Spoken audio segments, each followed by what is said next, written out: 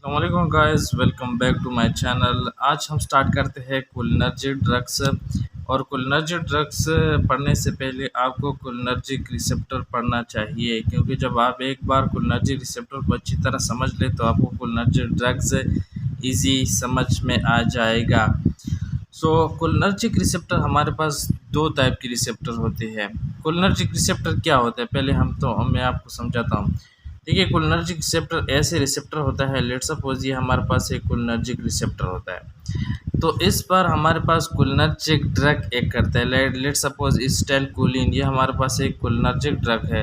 तो जब ये इस रिसेप्टर पर अटैच हो जाते हैं तो इससे एक्शन परफॉर्म हो जाता है। इसको हम कहते हैं कोलिनर्जिक रिसेप्टर, क्योंकि इस पर कोलिनर्जिक ड्रग्स अटैच हो जाते हैं, इसलिए इसको हम कोलिनर्जिक रिसेप्टर कहते हैं।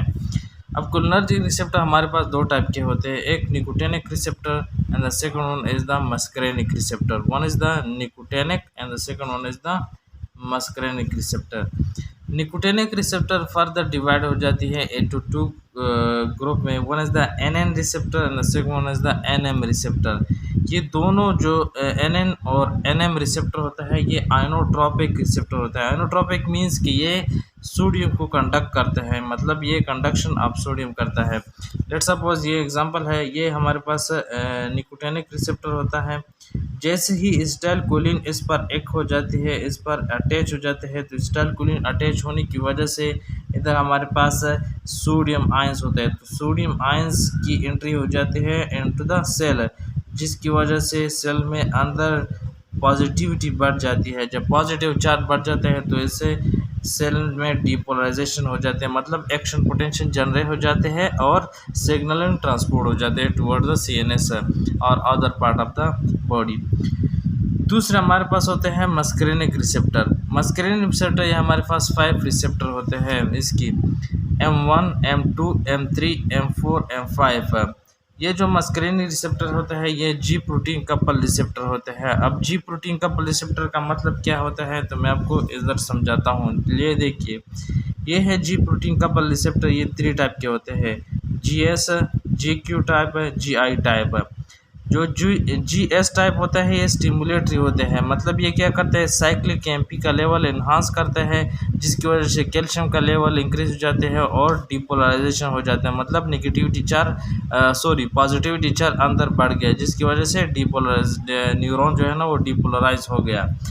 दूसरा होता है GQ टाइप है, ये भी स्टिमुलेटरी होते हैं, ये भी साइक्लिक एमपी लेवल को इन्हांस करता है, जिसकी वजह से कैल्शियम लेवल बढ़ जाते हैं और डिपोलराइजेशन ऑफ द न्यूरॉन हो जाती है।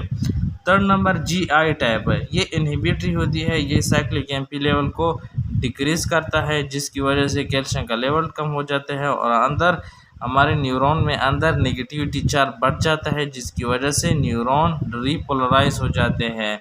डीपोलराइज के बजाय वो रीपोलराइज हो जाते हैं, क्योंकि अंदर नेगेटिविटी चार्ज बढ़ गया है। मस्करेनिक रिसेप्टर हमारे पास जी प्रोटीन का रिसेप्टर होता है।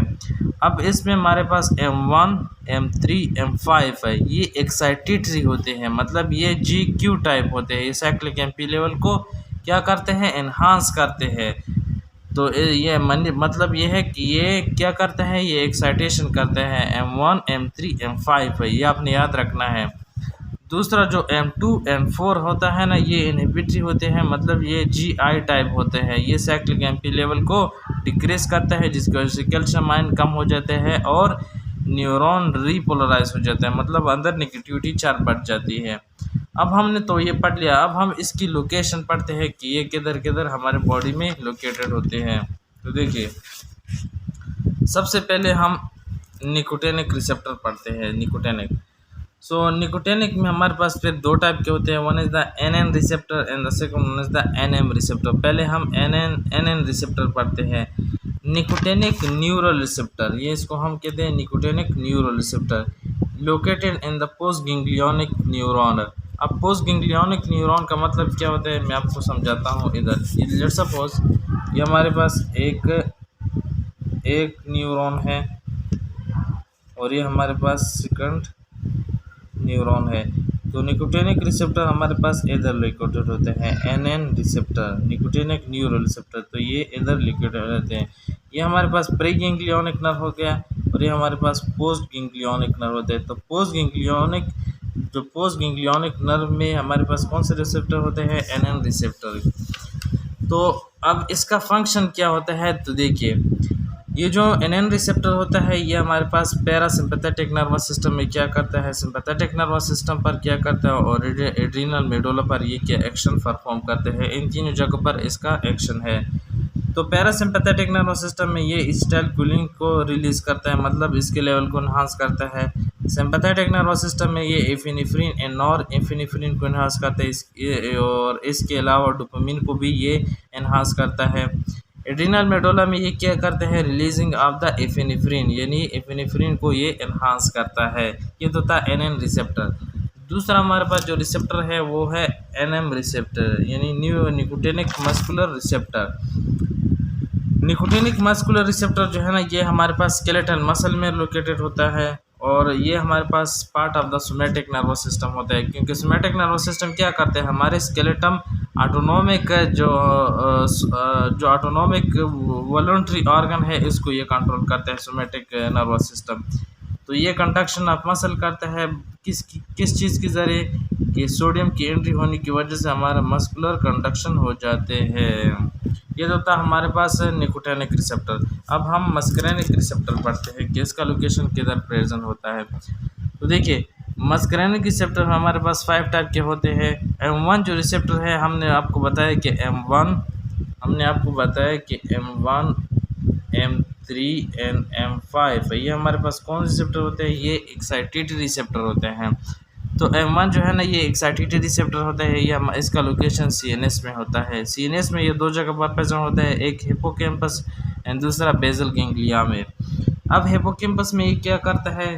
देखिए, ये हमारे पास मस्करेनिक रिसेप्टर है। जैसे एसिटाइलकोलिन, ये कोलिनर्जिक ड्रग होता है ना, जैसे एसिटाइलकोलिन इस मस्करेनिक रिसेप्टर पर अटैच हो जाते हैं तो इसकी वजह से मेमोरी एंड कॉग्निशन बढ़ जाता है हमारे CNS में। मतलब ये क्या करता है? मेमोरी को इन्हांस करते हैं, कॉग्निशन यानी याददाश्त को इन्हांस करता है। तो ऐसे पेशेंट जिसमें हमारे पास अल्जाइमर डिजीज़ हो, मतलब जिस पेशेंट को अल्जाइमर डिजीज़ हो, इसमें क्या होता है? मेमोरी एंड कॉग्निशन जो है ना वो डिक्रीज हो जाती है, कम हो जाती है। कॉग्निशन ये कम हो जाते हैं। तो फिर ऐसे पेशेंट को हम कोलिनर्जिक ड्रग्स देते हैं ताकि वो क्या करे? ताकि वो मस्करेन रिसेप्टर पर करे और मेमोरी एंड कॉग्निशन को एनहांस करे, मतलब ज़्यादा करे। दूसरा इसका लोकेशन होता है बेसल गैंग्लिया पर। अब बेसल गैंग्लिया में ये क्या करता है? जैसे मस्करेनिक रिसेप्टर बेसल गैंग्लिया पर प्रेजेंट होता है, जैसे कोलिनर्जिक ड्रग लाइक एसिटाइलकोलिन इस मस्करेनिक रिसेप्टर लेट्स सपोज ये हमारे पास मस्करेनिक रिसेप्टर होता है, इस पर ये अटैच हो जाते हैं। इसके अटैच होने की वजह से बेसल गैंग्लिया में डोपामिन का लेवल कम हो जाता है। एसिटाइलकोलिन का लेवल तो बढ़ गया लेकिन डोपामिन का लेवल कम हो गया। अब हमारे पास ऐसे पेशेंट होते हैं जिसको पार्किंसन डिजीज़ होती है। कौन सा डिजीज़? पार्किंसन। पार्किंसन एक ऐसा डिजीज़ होता है जिसमें हमारे पास डोपामिन का लेवल कम होता है।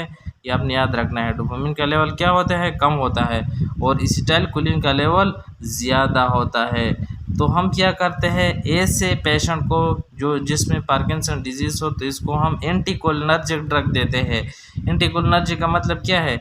जो इस मस्करेनिक रिसेप्टर बेसल गैंग्लिया में जो मस्करेनिक रिसेप्टर प्रेजेंट रहते हैं ताकि ये इसको ब्लॉक करे। जब ये ब्लॉक हो जाते हैं तो एसिटाइलकोलिन इस पर एक्शन नहीं करता है। जब एक्शन नहीं करता है तो इस डोपामिन का लेवल कम नहीं होता है। जब कम नहीं होता है तो पार्किंसन डिजीज़ की ट्रीटमेंट यही होती है।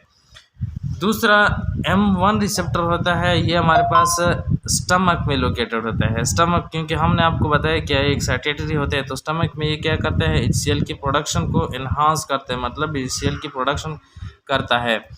इसके अलावा जो M2 रिसेप्टर होता है ये क्या होता है? ये इनहिबिटरी होते हैं। मैंने आपको बताया कि M2 M4 ये इनहिबिटरी होते हैं, M1 M3 M5 ये एक्साइटेटरी होते हैं। तो M2 जो है ना ये हार्ट पे लोकेटेड होता है, और हार्ट में ये क्या करता है? हार्ट रेट को डिक्रीज़ करता है, जिसकी वजह से ब्रेडिकार्डिया होती है। ब्रेडिकार्डिया का मतलब क्या है? जब हमारे पास हार्ट रेट जो है ना ये लेस देन 60 हो जाए, लेस देन 60, तो इसको हम क्या कहते हैं? ब्रेडिकार्डिया। और जब हार्ट रेट हमारे पास 100 से ऊपर हो जाए तो इसको हम कहते हैं ट्रैकीकार्डिया। Tachycardia, okay. तो M2 जो है ना ये हार्ट में प्रेजेंट होता है और हार्ट में ये क्या करता है, काज करता है ब्रेडिकार्ड, ये आपने याद रखना है। इसी तरह जो M3 रिसेप्टर होता है ये हमारे पास लोकेटेड होता है 3 जगहों पर, ग्लैंड्स में, स्मूथ मसल में, एंडोथेलियल सेल में। अब मैंने आपको बताया कि M3 रिसेप्टर कौन सा रिसेप्टर होता है, ये एक्साइटेटरी होता है, मतलब ये कंट्रैक्शन करा देता है। तो ये ग्लैंड की कंट्रैक्शन कराते हैं, मतलब स्वेट ग्लैंड को कंट्रैक्शन कराते तो स्वेटिंग इंक्रीज हो जाता है। सलेवरी ग्लैंड जो कि हमारे ओरल कैविटी प्रेजेंट होता है जब उसको ये कॉन्ट्रैक्ट करते हैं तो सलाइवेशन इन्हांस करता है, लेक्रमेशन इन्हांस करता है, जो कि हमारे आइज़ में लेक्रमल ग्लैंड प्रेजेंट होता है जब इसको ये कॉन्ट्रैक्ट करते तो इसकी वजह से लेक्रमेशन इन्हांस हो जाते हैं। पेंक्रियाटिक जूस को ये इन्हांस करते हैं, पेंक्रियाज भी एक ग्लैंड होता है जब इसको ये कॉन्ट्रैक्ट करते तो इसकी वजह से पेंक्रियाटिक एंजाइम एनहांस हो जाता है, मतलब इसका रिलीज बढ़ जाता है। दूसरा इसका लोकेशन हमारे पास होता है स्मूथ मसल में। तो स्मूथ मसल को ये क्या करता है, कॉन्ट्रैक्शन करा देता है। तो स्मूथ मसल हमारे ब्रोंकी में हमारे पास स्मूथ मसल होते हैं, तो इसको ये जब कॉन्ट्रैक्ट करे तो इसको हम कहते हैं ब्रोंको कॉन्ट्रैक्शन करा देता है। इस तरह ब्लैडर में हमारे पास स्मूथ मसल होता है तो ये ब्लैडर कॉन्ट्रैक्शन करा देता है। इंटेस्टाइनल कॉन्ट्रैक्शन करा देता है। एंड मायोसिस, मायोसिस क्या होता है, हमारे प्यूपल में स्मूथ मसल होते हैं। प्यूपल किधर प्रेजेंट होता है, ये हमारे आइज़ में प्रेजेंट होता है। तो आइज़ में जब ये कॉन्ट्रैक्शन कराता है इस प्यूपल की तो इसको हम कहते हैं मायोसिस, मतलब contraction of pupil is called miosis. ये आपने याद रखना है, कॉन्ट्रैक्शन, ये आपने लिखना है, contraction of pupil is called miosis, ठीक है। और थर्ड नंबर इसका लोकेटेड होता है एंडोथेलियल सेल। अब एंडोथेलियल सेल किधर प्रेजेंट होता है, लेट्स सपोज ये हमारे पास ब्लड वेसल है, ये आपने गौर से देखना है, ये ब्लड वेसल है, ओके। तो ब्लड वेसल के अराउंड हमारे पास सेल होते हैं जिसको हम कहते हैं endothelial cell, okay. Endothelial cell, हमारा पेन काम नहीं करता है, सॉरी। ये एंडोथेलियल सेल होता है, ये आपको दिखाई दे रहा है। तो एंडोथेलियल सेल पर जब ये हमारे पास कोलिनर्जिक ड्रग एक होता है तो इस पे हमारे पास कौन सा रिसेप्टर होता है, M3 receptor, M3 muscarinic receptor.